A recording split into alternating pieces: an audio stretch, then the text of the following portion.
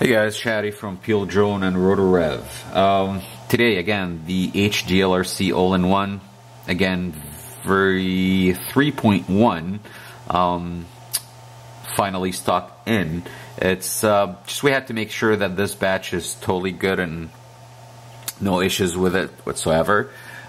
So few things here. They now start including a 470 microfarad, 470 at 25 volt. Capacitor here to be added at the battery taps. They color coded the legs here so you don't have to guess really which is negative and positive. Usually that's your negative, but just in case it's color coded, I would double check that just in case.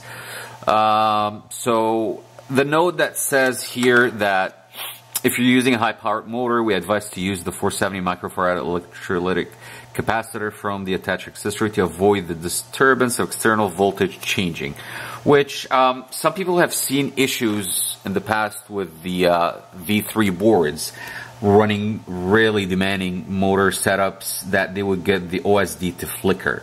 Again, we all know that the minimum OSD is such a finicky setup when it comes to power. It really wants stable 5 volt and it takes a lot. It uses around 500 milliamp.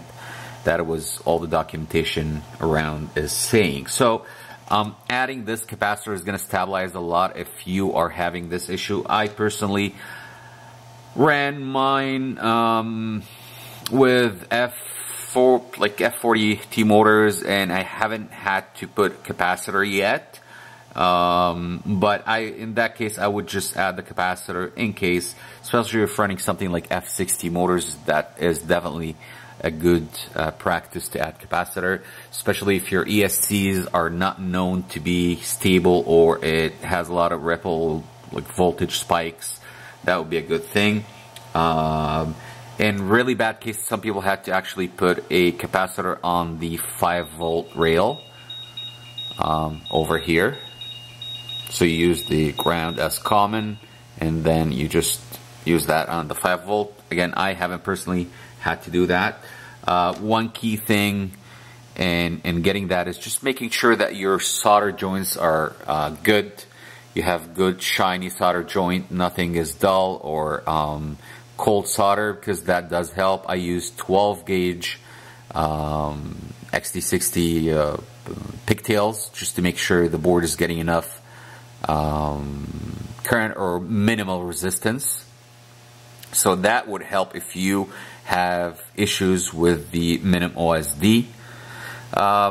Quickly again, the board, I had a video before, but I'll just do that really quick here.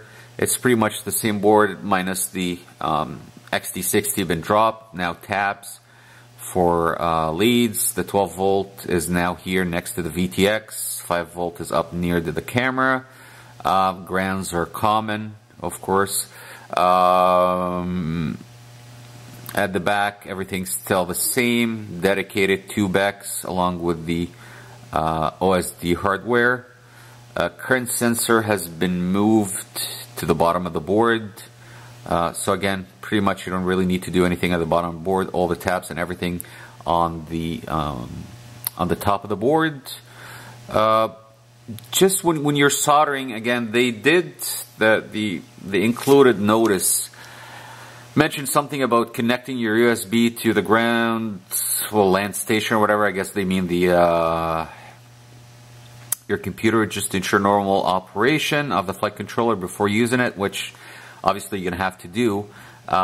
They say otherwise, if welding causes any quality problems, interpretation reserved by our company. So I think they just wanna, because we have seen some issues on the board that arise from soldering with, let's say, a too hot of a tip, too big of a tip. I usually use that size that will do enough for the battery leads. I use bigger tip for soldering the actual battery leads on a 12 gauge because I don't need to expose it to a lot of heat. But so a bigger tip with around 400 temp on your solder station if you have a solder station. And that would give it really good joint here, shiny, nice, clean, and without exposing the board to too much heat. That is something I would love to add is just being careful while soldering. You see that there's really tiny capacitor near the solder pads here, and there's another one here. I have seen some issues where those have been like damaged by too big of a solder iron tip, so please bear that in mind. Other than that, that's pretty much the changes. Still the same F3 I2C connection to the gyro, and there's some changes here to the actual board itself. Again, the point of being this one being 3 ounce or not, still not 100% confirmed. I was told at some point that this is going to be 3 ounce of copper this time. Again, they have not really confirmed that piece of information. I'm still trying to. Other than that, yeah, that's it. It's in stock back now. And if you have any questions, please feel free to either contact us at Rotorev or to post any questions under that video. Thanks for watching.